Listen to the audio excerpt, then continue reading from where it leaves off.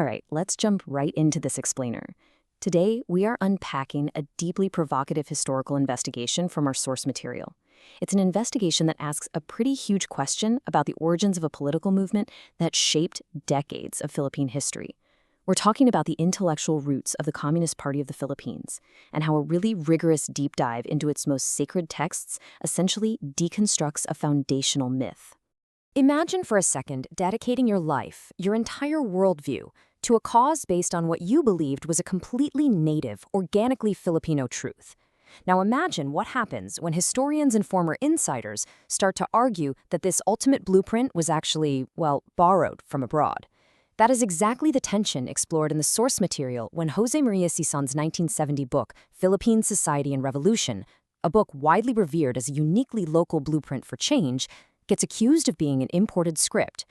Section 1. The Foundational Myth. To really get why this matters, we have to understand that Sison's book, often just called PSR, wasn't just some casual reading assignment. It was literally the operating system for a revolution. It was treated as the absolute, undeniable diagnosis of Philippine society. And honestly, it felt incredibly authentic to its followers. Why? Because it named local enemies, it used familiar language, and it marched through recognizable Philippine terrain. But the source material asks us to consider a fascinating premise. Did all this brilliant localization actually mask a completely foreign structural skeleton? Was the underlying architecture imported from somewhere else entirely? Section 2. Insiders break the silence. Now, you'd think the first major cracks in this myth would come from government outsiders, right? But they didn't. They came from former high-ranking cadres themselves. Carlo and Maya Butarel spent 16 years embedded deeply in the movement, and when they finally started digging into historical texts, they compared Sison's PSR to a 1963 book by the Indonesian communist leader Dipa Aidit, and what they found completely shattered their belief in Sison's intellectual originality. They suddenly had to ask if the ideological Bible they had followed for over a decade was just a localized adaptation. It's a pretty devastating conclusion. As Carlo Butel had realized, and this is a direct quote, Sison indeed did a lot of copying and pasting. The Butelids argued that the foundational text of the CPP was essentially a transposition of a pre-existing Indonesian template. This wasn't just some minor academic critique. This was a dedicated insider dismantling the entire idea that the revolution's blueprint was a uniquely Filipino creation. Section 3. Tracing the intellectual chain. To move beyond just insider testimony, the source material brings in academic historian Joseph Scullies, who rigorously mapped out this exact lineage. He provides a crystal-clear historical genealogy. Here's how it flows. Mao Zedong supplied the core architecture back in 1939. Then Dipa Aidit regionalized that exact model for Indonesia in 1963. And finally, in 1970, Joma Sison adapted Aidit's template for the Philippines. It is a direct, documentable chain of ideological transmission. What's super interesting here is that Scullies actually rejects the term crude plagiarism. He argues Sison didn't just blindly photocopy the text word for word, but he does point out that Sison undeniably used an established crib sheet template. It's a kind of doctrinal second-handedness. Sison essentially adapted an available programmatic form, and as a really telling detail, the source notes Sison initially hid his authorship behind the pseudonym Amado Guerrero, kind of distancing himself from the text right out of the gate. So how exactly did Sison get his hands on this Indonesian template in the first place? Well, the explainer traces it back to a crucial historical detail.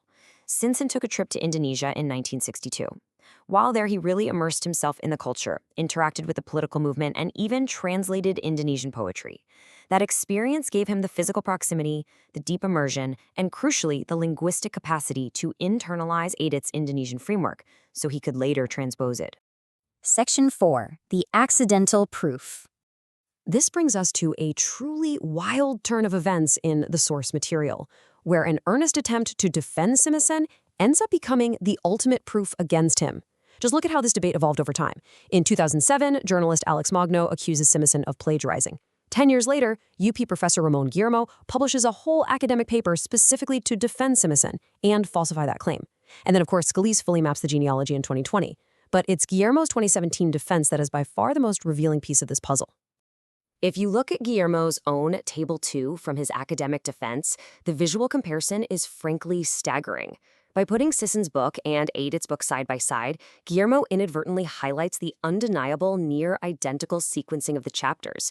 The analytical categories and the revolutionary framework just mirror each other almost perfectly. Guillermo even ends up identifying Aidit by name, which is crazy because the original accuser hadn't even done that. The irony here is absolutely incredible. Guillermo rigorously set out to prove that Sison and Aidit didn't use the exact same words. And he did.